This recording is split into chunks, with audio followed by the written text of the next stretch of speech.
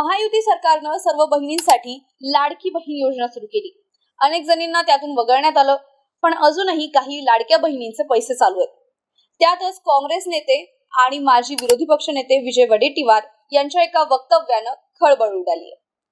राज्यात ज्यावेळी लाडकी बहीण योजना लागू केली तेव्हा सरकारची बुद्धी भ्रष्ट झाली होती का, असा संतप्त सवाल करत विजय वडेट्टीवार यांनी सरकारवर निशाणा साधलाय। ज्याला कुटुंबात आधार नाही अशा महिलांना केंद्र सरकार 1,500 रुपये देत होतं। त्यांना त्याचा फायदाही झाला असता, पण 1,500 घर चालतं का, असंही ते म्हणाले। आता लाडक्या बहिणींना 1,500 ऐवजी फक्त 500 रुपये देणार असल्याचं सरकारची कीव येतेय। केंद्राकडून पैसे मिळाले नाहीत म्हणून पैसे कमी करणं हे चुकीचं आहे। अशा कुत्या लढवणं हे देखील चुकीचं असल्याचं विजय वडेट्टीवार यांनी म्हटलंय। एकीकडे महायुती सरकार बहिणींना 2100 रुपये देणार असल्याचं बोललं जात असताना आता विजय वडेट्टीवार यांच्या या दाव्यामुळे एकच खळबळ उडाली आहे। लाडक्या बहिणींचे पैसे 500 रुपये होणार की आता 2100 रुपये होणार, यावर तुमचं मत काय आहे आम्हाला कमेंट बॉक्स मध्ये नक्की कळवा आणि पाहत रहा MCN न्यूज।